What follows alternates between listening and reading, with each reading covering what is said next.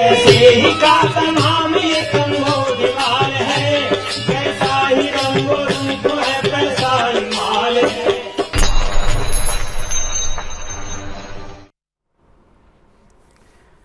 नमस्कार, मैं हूं शुभम शंकधर। आप देख रहे हैं मनी 9। समय हो गया है आपके favourite prime time show money central का। हर रोज की तरह मेरे साथ स्टूडियो में मनी 9 के एडिटर अंशुमान तिवारी जी जुड़ गए। सर, बहुत स्वागत है आपका। आज कई बड़ी खबरों पर अंशुमान जी से डिस्कशन होगा, लेकिन डिस्कशन शुरू हो उससे पहले आप देखिए ऑन द शो, जिससे आपको पता चले कि आज मनी सेंट्रल में कौन कौन सी खबरें आज का हिस्सा हैं। शुरुआत होगी, क्या त्योहारी सीजन में निकलेगी गांव से मांग? क्या एयर इंडिया के पुराने दिन वापस लौटेंगे? तैयारी हो रही है इसकी। भारत से कारोबार में चीन सबसे आगे, अमेरिका को पछाड़ दिया है। सेकेंड हैंड कार बाजार में बड़े बदलाव की तैयारी, और कितना गिरेगा सोना? और गहरी दोस्ती के लिए आगे बढ़े रूस और चीन। क्या दोस्ती है, किस चीज की दोस्ती है, इस पर आज का डिस्कशन है। त्योहारी सीजन से ठीक पहले उपभोक्ता उत्पाद बनाने वाली कंपनियों ने अपने उत्पादों के दाम घटाए हैं या फिर इन पर डिस्काउंट देना शुरू किया है। इसकी वजह जून तिमाही के दौरान कमोडिटी की कीमतों में आई गिरावट है, जिससे कंपनियों को मिलने वाला कच्चा माल सस्ता हुआ है। लेकिन दूसरी तरफ ऊंची महंगाई दर और असंतुलित मानसून के चलते ग्रामीण इलाकों में एफएमसीजी उत्पादों, कपड़ों और होम अप्लायंसेस की मांग सितंबर तिमाही में कुछ ही सुधरेगी, ऐसी कंपनियों को संभावना दिख रही है। इससे पहले जून तिमाही में भी शहरों की तुलना में गांव से निकलने वाली मांग कमजोर रही थी। नीलसन का सर्वे ये बताता है कि जून तिमाही में शहरों के मुकाबले गांव की मांग कम रही थी और वॉल्यूम करीब 2.4% गिरे थे। सर, गांव को लेकर इतना भरोसा बन क्यों नहीं पा रहा है कंपनियों का? शुभम, ये त्योहारी सीजन भारत की अर्थव्यवस्था के लिए पेंटअप डिमांड को नापने का आखिरी बैरोमीटर है। उसकी दो वजह। जिस पेंटअप डिमांड की हम बात करते हैं, पेंटअप डिमांड का मतलब ऐसा कि जो मांग किसी प्राकृतिक या किसी वजहों से रुक गई है और लोग बाजार में खरीदने नहीं निकल रहे थे। हमने बीते सालों में दो त्योहारी सीजन कोविड की महामारी के कारण और लॉकडाउन के कारण खराब होते देखे। भारत की कंपनियों के लिए, उद्योगों के लिए, निवेशकों के लिए सितंबर से लेकर, खासतौर से अगस्त के अंत से लेकर और फरवरी तक का जो महीना होता है, वो नए निवेश के लिहाज से, खरीदारी के लिहाज से और अगले पूरे साल के प्लानिंग के लिहाज से सबसे महत्वपूर्ण होता है। और इसलिए यहाँ पर अब हम दो बड़े महत्वपूर्ण बदलाव देख रहे हैं। पहला महत्वपूर्ण बदलाव ये कि पूरे पिछले साल कंपनियों ने लगातार अपने उत्पादों की कीमतें बढ़ाई, कच्चा माल महंगा होने के कारण, चाहे वो अनाज की कीमतें हों, चाहे खाद्य तेल की कीमतें हों, साबुन हो, तेल हो, कॉस्मेटिक्स हो, और हमने बड़ी बढ़ोतरी देखी मांग टूटने की कीमत पर भी। लेकिन अब कंपनियों को उम्मीद यह है कि शायद कुछ थोड़ा सा सहारा इस त्योहारी सीजन में मिलेगा। गोदरेज कंज्यूमर प्रोडक्ट्स ने ग्रामेज बढ़ाया है अपने उत्पाद में, अपने साबुन की कीमतों में कमी की है। कुछ और कंपनियां ऐसी हैं जिन्होंने, पार्ले प्रोडक्ट्स ने भी अपने उत्पाद की कीमतों में कमी की है। ये सारी कोशिश इसलिए की जा रही है कि महंगाई का असर कम से कम त्योहार के मौसम में लोगों की जेब पर थोड़ा कम किया जा सके।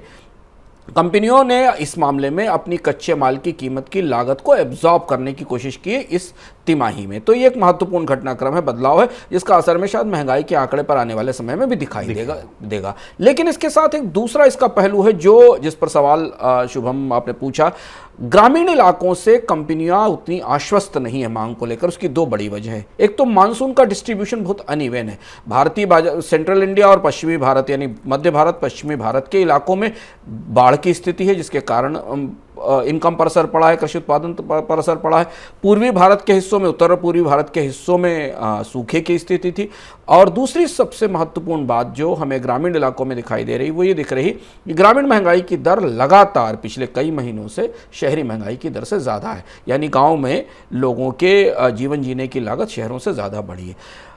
त्योहारी सीजन में गाँव की तरफ से निकलने वाली मांग कंपनियों के लिए bike, cement, steel, food products और इसके साथ साथ गोल्ड के बाजार के लिए सबसे महत्वपूर्ण है। कंपनियां एक स्ट्रेटजी बना रही हैं, जिसका संकेत हमें मिल रहा है कि कंपनियां इस बात की कोशिश करेंगी कि जो के शेप रिकवरी है, जो कि हमको प्रीमियम उत्पादों में ज़्यादा दिखाई दे रही है, उसे थोड़ा सा रोका जाए और कीमतें सस्ती करके ग्राहकों को वापस बाजार पर लाया जाए। फिंगर्स क्रॉस्ड है इंडस्ट्री की क्योंकि ये आखिरी साल है पेंटअप डिमांड के लिए। इसके बाद भारतीय अर्थव्यवस्था का जो भी बेस इफेक्ट है वो खत्म होगा और अगले साल से हम हस्बामूल जो सामान्य तरीके की आर्थिक विकास है उसकी तरफ जाएंगे। तो ये बहुत महत्वपूर्ण समय है और इसमें डिस्काउंट, ऑनलाइन कंपनियां भी डिस्काउंट पर आगे आ रही हैं, ऑटोमोबाइल कंपनियों ने भी कोशिश की है, टू व्हीलर कंपनियों ने भी कोशिश की है।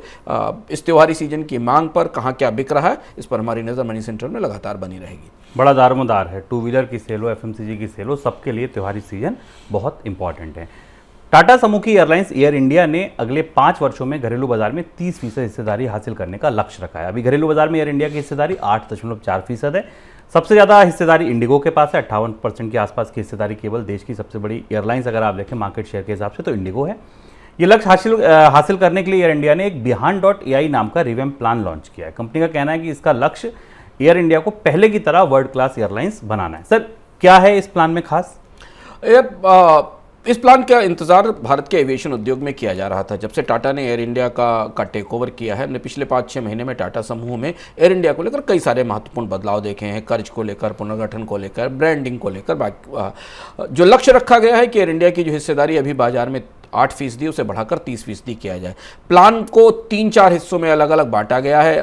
प्लान का एक हिस्सा जिसे टैक्सिंग टाइम कहा गया है, यानी धीमे धीमे जहाज़ों को लाया जाए और कंपनी के ग्रोथ के लेवल पर लाया जाए, और दूसरे के बाद उसके टेक ऑफ और हाइट का यानी 30% हिस्सेदारी पर ले जाने का प्लान है। ये शब्दावली विमानन उद्योग के साथ उपयोग की गई है। 3-4 बड़े निवेश के संकेत इसमें दिए गए हैं। पहली चीज़ तो ये कि जो फ्लीट एक्विजिशन है उसे बेहतर किया जाएगा। अंतर्राष्ट्रीय रूट्स के ऊपर एयर इंडिया अपना निवेश बढ़ाएगी। अपने और बाकी जो कंज्यूमर कन्वीनियंस सिस्टम है, चाहे वो कैटरिंग हो, इन फ्लाइट इंटरटेनमेंट सिस्टम हो, एयरपोर्ट के ऊपर सर्विसेज हैं, इनको सबका पुनर्गठन किया जाएगा। और ये एयर इंडिया और टाटा समूह के उस प्लान का हिस्सा है जिस प्लान के आधार पर उन्होंने इस घाटे वाली एयरलाइंस को सरकार से खरीदा था। तो यदि आप विमान यात्रा करते हैं तो आप करीब से देखिए कि ये जो बिहान.ai के प्लान आया है, ये अगले 6 महीने में एयर इंडिया की सूरत और सीरत कितनी बदलता है। अमेरिका को पछाड़कर चीन एक बार फिर से भारत का सबसे बड़ा व्यापार साझेदार बन गया है। वाणिज्य मंत्रालय के आंकड़ों के मुताबिक जुलाई के दौरान भारत और चीन के बीच कुल 11.49 अरब डॉलर का कारोबार हुआ, जबकि अमेरिका के साथ कुल कारोबार 11.08 अरब डॉलर का रहा। कारोबार में अमेरिका के पिछड़ने की वजह अमेरिका में मंदी की आशंका गहराना बताया जा रहा है। सर, चीन ने भारत से व्यापार में कैसे अमेरिका को पछाड़ दिया? एक महत्वपूर्ण आंकड़ा, इस आंकड़े में 2 महत्वपूर्ण चीज़ें। एक तो 1 महीने में अमेरिका के साथ अमेरिका चीन से आगे निकला था, लेकिन स्थायी रूप से अगर पूरे साल में देखें तो चीन भारत के व्यापार का प्रमुख भागीदार है। और अब वापस उन्हीं क्षेत्रों में चीन ने वापस भारत के व्यापार भागीदार की बड़ी हिस्सेदारी ले ली, उन उत्पादों की जिन उत्पादों में पहले से चीन मौजूद था। पर एक महत्वपूर्ण फर्क जो हमें दिखाई देता है महीने के आधार पर शुभम, वो ये कि जब अमेरिका के साथ भारत की व्यापार भागीदारी में का पिछला आंकड़ा आया था और हमने ये तय किया, हमने देखा था कि अमेरिका पहले नंबर पर पहुंचा है, तो भारत और अमेरिका का व्यापार बैलेंस थोड़ा बेहतर स्थिति में था। भारत का करीब 6.78 बिलियन डॉलर का एक्सपोर्ट था अमेरिका को और 11.8 बिलियन डॉलर का इंपोर्ट था। चीन के साथ व्यापार संतुलन बहुत ही बिगड़ा हुआ है। चीन को से करीब 11.49 बिलियन डॉलर, 11.49 बिलियन डॉलर का इंपोर्ट है और एक्सपोर्ट केवल 1.26 बिलियन डॉलर का है। तो चीन का फिर भारत के साथ व्यापार में शिखर पर आ जाना और उन्हीं सारी चीज़ों में वही सारे उत्पाद हैं जिनमें चीन का वापस आना एक किस्म की चुनौती है, क्योंकि इस समय रुपए की कमजोरी के बीच में भारत का व्यापार घाटा और भारत का ट्रेड संतुलन या व्यापार संतुलन पूरी तरह चीन के पक्ष में झुकता दिखाई दे रहा है। सड़क परिवहन और राजमार्ग मंत्रालय ने सेंट्रल मोटर व्हीकल रूल्स 1989 में संशोधन के लिए एक ड्राफ्ट नोटिफिकेशन जारी किया है। ये नोटिफिकेशन पुरानी कारों के बाजार को रेगुलेट करने से जुड़ा है। इस प्रस्ताव के मुताबिक कार डीलर्स अपने स्टॉक में रखी गाड़ियों के मालिक माने जाएंगे। सरकार का कहना है कि इन नियमों से पुरानी कारों की खरीद फरोख्त में पारदर्शिता आएगी और व्यापार सुगमता भी बढ़ेगी। सर, क्यों जरूरत पड़ी सेकेंड हैंड कार मार्केट को रेगुलेट करने की? ये मुझे लगता है सबसे महत्वपूर्ण घटनाक्रम है पिछले 3-4 दिनों का, 5 दिनों का। अगर आप मनी सेंट्रल को नियमित रूप से देख रहे हैं तो हमने आपको यूज्ड कार मार्केट या जो इस्तेमाल की हुई कारों का बाजार है वो कैसे बढ़ रहा है, उसके बढ़ने के पीछे वजह क्या है, इस पैकेज को हमने विस्तार से एक रिसर्च रिपोर्ट में आपको दिखाया था। वो रिसर्च रिपोर्ट आप मनी9 के ऐप पर और यूट्यूब चैनल पर जाकर देख सकते हैं। पिछले 1-1.5 साल में भारत में छोटी कारों का बाजार सिकुड़ गया। जो बड़ी कारें भी बाजार में खरीदने वाले ग्राहक हैं, जो लग्जरी कारें खरीदने वाले ग्राहक हैं, उन्हें कारों की डिलीवरी समय पर नहीं हो पा रही है क्योंकि चिप्स की शॉर्टेज है, कंपनियां उत्पादन नहीं बढ़ा पा रही हैं। तो हमने मिड साइज और लग्जरी कारों का एक पुराना बाजार भारत में बनते हुए देखा और बहुत तेजी से बना पिछले 1 साल के भीतर। और इस बाजार को रेगुलेट करने की ज़रूरत सरकार को 2 वजहों से आन पड़ी। पहली चीज़ तो ये कि इस पूरे मार्केट में वैसे भी नियमों की कमी है क्योंकि इसमें जो डीलर्स हैं वो एक किस्म से ब्रोकर्स का काम करते हैं, सेलर और बायर के बीच में एक उस तरीके का बाजार है। दूसरा, पुरानी कारों का बाजार गुलजार होने से पहले भारत में वाहन के रजिस्ट्रेशन के, उनके इंजन की लाइफ के, पॉल्यूशन के नियम बदल चुके हैं। ये जो पॉलिसी का ड्राफ्ट प्रस्ताव सरकार ने जारी किया है या जो परिवहन मंत्रालय ने जारी किया वो बहुत महत्वपूर्ण है और उसको उन सारे लोगों के लिए जानना ज़रूरी है जो यूज्ड कार या पुरानी कारों के बाजार में दिलचस्पी रखते हैं या खरीदने की तैयारी कर रहे हैं। पहली चीज़ तो ये शुभम ने आपको बताया कि जो कारें गोदाम में होंगी या जो बिकने के लिए खड़ी होंगी उनके मालिक वो डीलर्स माने जाएंगे, यानी उनकी पहली जिम्मेदारी उन कारों की उनके ऊपर होगी। अभी एक विक्रेता पहुंचता था और एक बायर होता था और उन दोनों के बीच में डीलर एक इंटरमीडियरी के तौर पर काम करता था। तो इंटरमीडियरी की भूमिका से कार डीलर्स को निकालकर ओनर की भूमिका में ला दिया गया है। दूसरी जो महत्वपूर्ण बात यह है कि अथॉरिटीज़ के पास या जो भी परिवहन अथॉरिटीज़ है उसके पास डीलर को अपना एक सर्टिफिकेशन कराना होगा और ये सर्टिफिकेशन केवल 5 साल के लिए होगा, यानी 5 साल बाद उस डीलर को जाकर फिर अपने आप को पुरानी कारों के डीलर के तौर पर रजिस्टर कराना होगा। पुरानी कारों के डीलर के तौर पर रजिस्ट्रेशन का नया प्रावधान इसमें आया है। और एक और महत्वपूर्ण चीज़ इंटरमीडिएट के तौर पर यह आई है कि जो ऑथराइज्ड डीलर हैं उन्हें अपनी हर कार की बिक्री की नियमित जानकारी अथॉरिटी को देनी होगी जो कार वो बेच रहे हैं। ऐसा शायद इसलिए किया जा रहा है कि इसमें बहुत सारी ऐसी कारें होंगी जिनके इंजन की अवधि पूरी हो चुकी होगी, जिनके पर्यावरण के नियम बदल चुके होंगे। तो यानी अब कंप्लायंस की ज़्यादा जिम्मेदारी कार सेलर और बायर से ज़्यादा डीलर्स पर आ गई है। वो जो कार बेच रहे हैं या खरीद रहे हैं और आगे बेच रहे हैं, इसके बारे में अथॉरिटीज़ के ऊपर, परिवहन अथॉरिटीज़ को उन्हें काफ़ी सूचनाएं देनी पड़ेंगी और इसलिए यूज्ड कार मार्केट में पर अब रेगुलेशंस का और कंप्लायंस का दबाव बढ़ गया है। ये एक ड्राफ्ट प्रस्ताव है, सरकार ने डिफरेंट स्टेक होल्डर से या अलग अलग जो इस बाजार में काम करने वाले लोग हैं उनसे राय मांगी है, पर इरादा बिल्कुल साफ है कि जो यूज्ड कारों का बाजार है उसे अनरेगुलेटेड नहीं रहने दिया जाए, उसमें भी नियम और व्यवस्थाएं लागू की जाए। डॉलर इंडेक्स में मजबूती और अमेरिका में बॉन्ड यील्ड में बढ़ोतरी के चलते सोने की कीमतों में गिरावट लगातार जारी है। इस हफ्ते वैश्विक बाजार में सोने के भाव $1659 प्रति औंस के स्तर तक पहुंच गए। ये अप्रैल 2020 के बाद अब तक का सबसे निचला स्तर है। वैश्विक बाजार में सोने की कीमतों की गिरावट का असर भारतीय बाजार पर भी दिखा। मल्टी कमोडिटी एक्सचेंज यानी MCX पर सोने ने 49,000 रुपये प्रति 10 ग्राम का भाव भी छू लिया। ये बीते 6 महीने का सबसे निचला स्तर है। सर, कब थमेगी ये गिरावट? कितनी गहरा सकती है सोने की गिरावट? $1700 से नीचे का रेट फेड की हाइक से पहले आ गया है शुरू। अभी तो फेड की एक हाइक आनी है जो कि 75 से 100 बेसिस पॉइंट के बीच आनी है, और अगर वो बढ़ोतरी 75 बेसिस पॉइंट की भी होती है तो क्या सोने का अंतर्राष्ट्रीय मूल्य $1650 से नीचे जाएगा, $1600 के आसपास जाएगा? ये एक बड़ा सवाल है। और सोने के का जो पूरा रुख है वो डॉलर के बिल्कुल अगेंस्ट, डॉलर की मजबूती के साथ साथ बदलता जा रहा है और कमज़ोर हो रहा है। एक और महत्वपूर्ण बात यह कि सोने को हम अगर अंतर्राष्ट्रीय बाजार में ट्रेडिंग की दृष्टि से अलग देखें तो भारत में सोने के लिए सबसे रोचक या रोमांचक वक्त है, क्योंकि त्योहारी सीजन की मांग हमारे सामने आ रही। भारत में सोने की अधिकांश खरीद इसी मौके पर होती है। ग्रामीण मांग पर जिस पर हमने चर्चा की उसमें एक बड़ी भूमिका सोने की मांग की होती है, क्योंकि खरीफ की फसल बिकने के बाद ग्रामीण इलाकों में सोने की खरीद या सोने के में निवेश आने वाले समय में बढ़ता है। तो क्या ये सस्ती कीमत या सोने की गिरावट भारत में सोने की मांग को नए सिरे से रिवाइटलाइज करेगी, बढ़ोतरी करेगी, हमें ज़्यादा सोने की डिमांड इस बार बाजार में दिखाई देगी, या हमें ये दिखाई देगा कि ग्रामीण इलाकों में आर्थिक परिस्थितियाँ कमज़ोर हैं, टूटी हुई हैं, लोगों की आर्थिक परिस्थिति और आय असमानता के कारण लोग सोना नहीं खरीदेंगे। लेकिन सोने के ग्राहकों की दृष्टि से देखें, भारत में सोने के ग्राहकों की दृष्टि से देखें तो लंबे समय बाद शायद त्योहारी सीजन में सोना इतना सस्ता हमें दिखाई दे रहा है। बिल्कुल। और गोल्ड सेंट्रल में इस बार हमारी जो गेस्ट आई थी सुगंधा सचदेव, उन्होंने ये कहा था कि 49,000 के लेवल बाजार में आपको देखने को मिल सकते हैं, और अगर ये लेवल मिलते हैं आपको तो ये बाइंग का एक अच्छा मौका है। गोल्ड सेंट्रल अगर आपने अब तक नहीं देखा तो मोबाइल ऐप पर जाके गोल्ड सेंट्रल देखिए और उसमें गोल्ड के बाजार की खबरों के साथ साथ खरीदने के लिए क्या बेस्ट लेवल है आपको वो भी हमारी गेस्ट ने बताए हैं। नेशनल स्टॉक एक्सचेंज के कर्मचारियों की फोन टैपिंग मामले में प्रबंधन निदेशालय यानी ईडी की चार्जशीट अब इनसाइडर ट्रेडिंग की ओर इशारा कर रही है।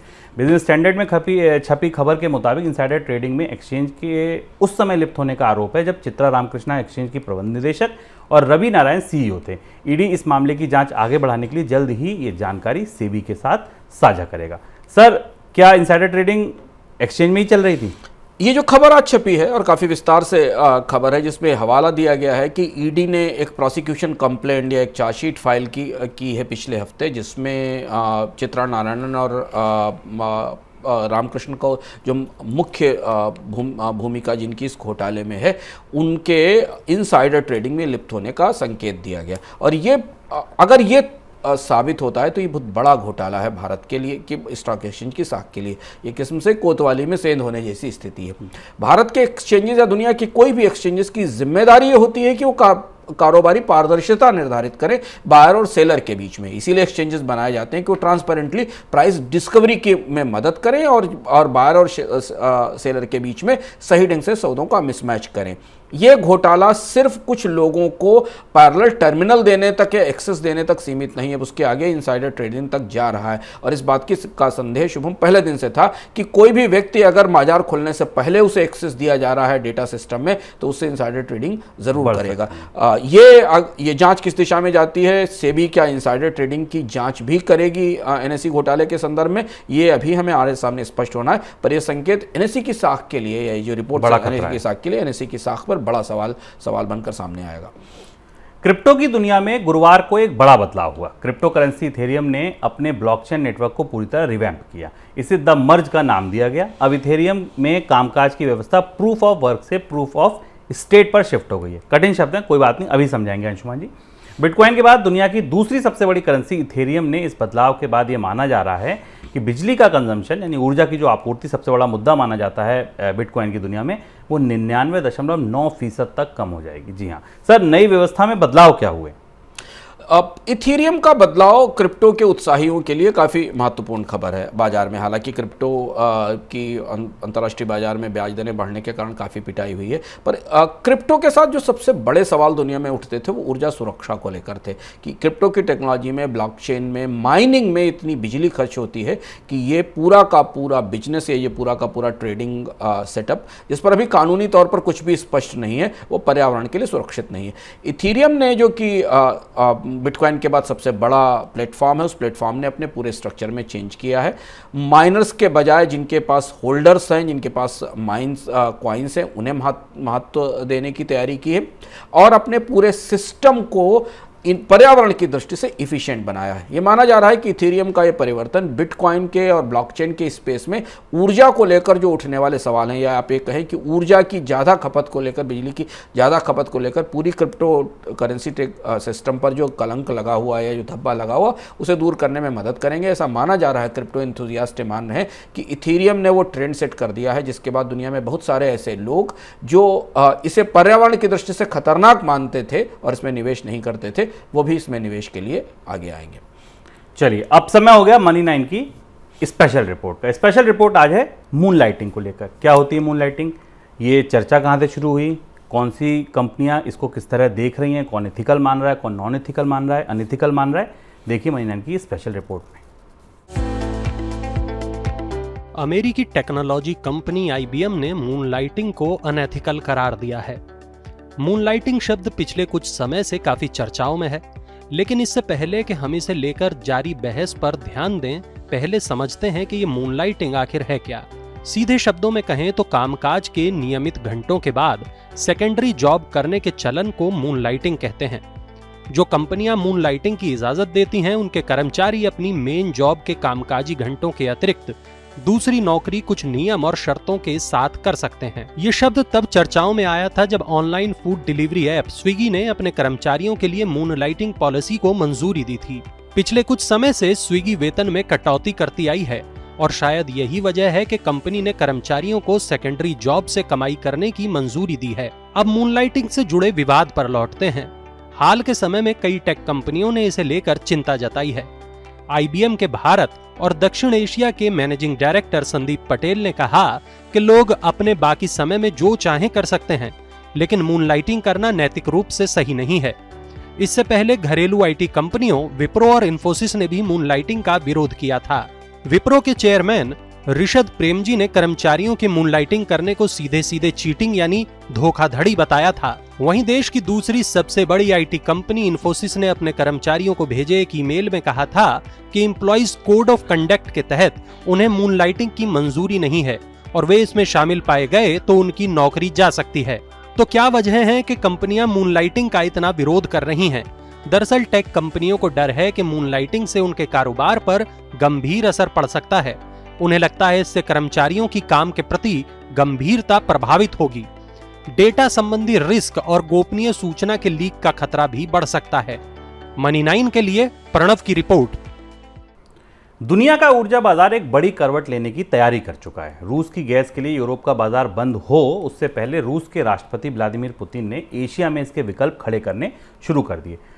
शंघाई कोऑपरेशन ऑर्गेनाइजेशन समिट यानी एससीओ में पुतिन ने कहा कि रूस की कंपनी गैसप्रोम चीन और मंगोलिया में गैस सप्लाई के लिए एक नई पाइपलाइन के कंस्ट्रक्शन का प्लान लगभग तैयार कर चुकी है। इस बारे में पुतिन ने चीन के राष्ट्रपति शी जिनपिंग और मंगोलियन प्रेसिडेंट से भी गुरुवार को बातचीत की है। सर, नई पाइपलाइन गैस बाजार का चेहरा कैसे बदलेगी? हाँ, पावर ऑफ साइबेरिया ये दूसरी पाइपलाइन है। चीन और रूस के बीच धरातली रास्ते से, स्थलीय रास्ते से गैस की आपूर्ति की एक पाइपलाइन पहले से मौजूद है।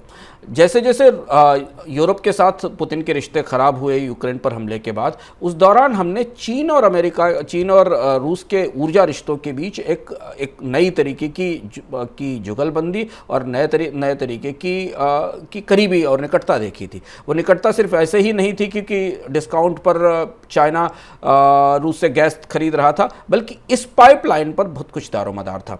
और समरकंद में शंघाई कोऑपरेशन काउंसिल की बैठक में इस बात की घोषणा, इस बात का पूरा सबूत था और इस बात ये अंतर्राष्ट्रीय अर्थव्यवस्था के लिए संकेत था कि चीन और रूस के बीच में एक गहरी रणनीतिक रिश्तेदारी ऊर्जा के क्षेत्र में स्थापित हो गई। ये पाइपलाइन मंगोलिया को भी शामिल करेगी, यानी इस पाइपलाइन का लाभ, इससे जाने वाली गैस का लाभ मंगोलिया की अर्थव्यवस्था को भी मिलेगा, जो कि एक लैंड लॉक्ड कंट्री है और उसे ऊर्जा संसाधनों की ज़रूरत पड़ती है।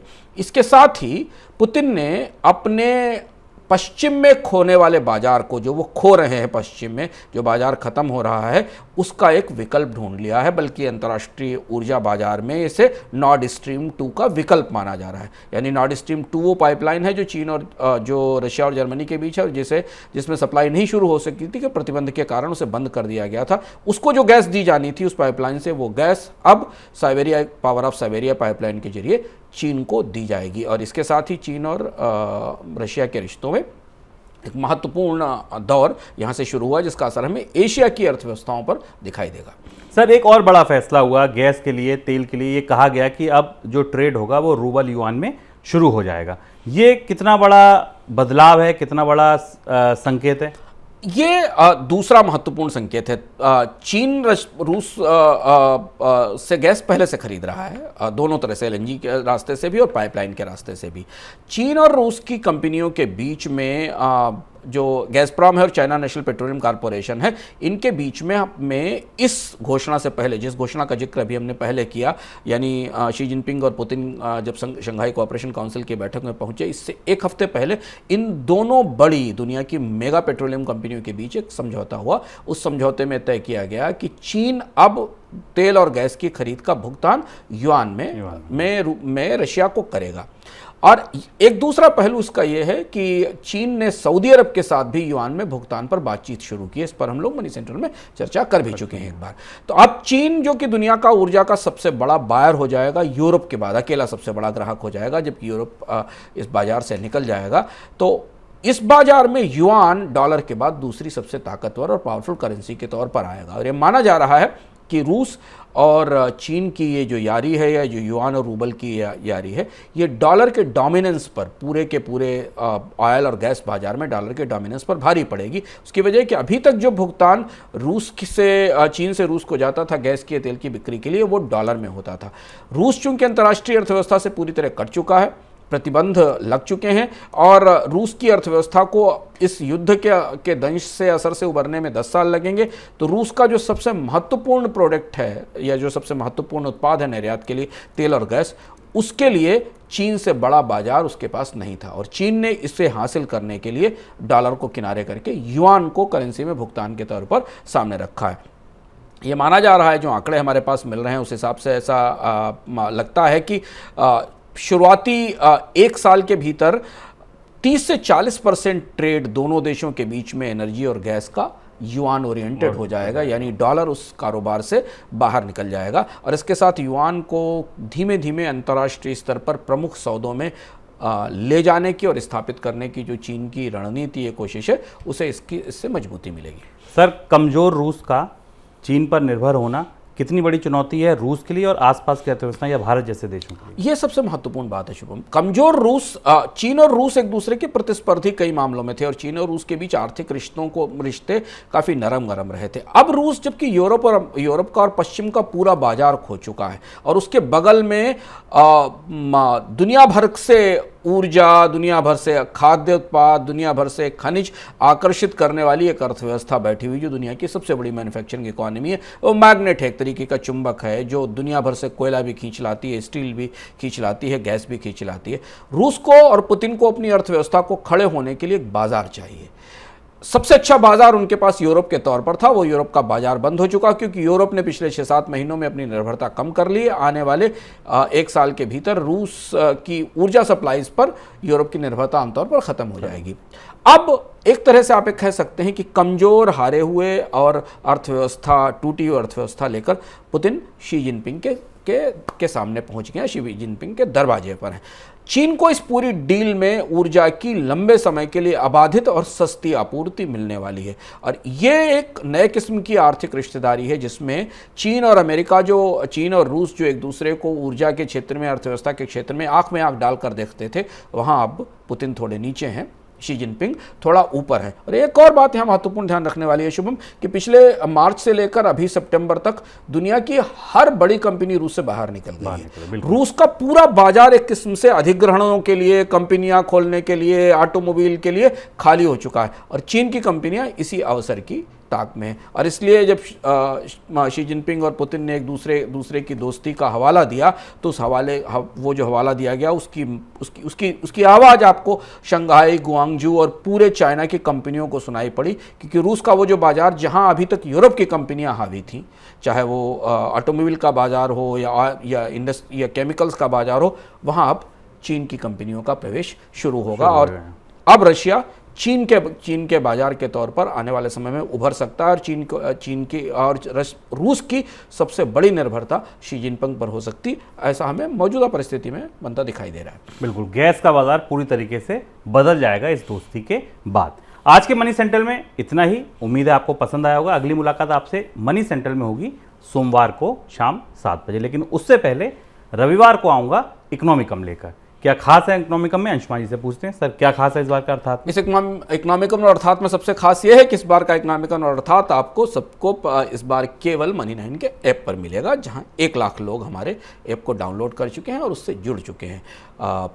इकोनॉमिकम में हम तेल और गैस की चर्चा को और आगे बढ़ाएंगे। हमारे सबके दिमाग में उठने वाला इसका वक्त का सबसे बड़ा सवाल ये है कि भारत की ऊर्जा आत्मनिर्भरता को हुआ क्या है।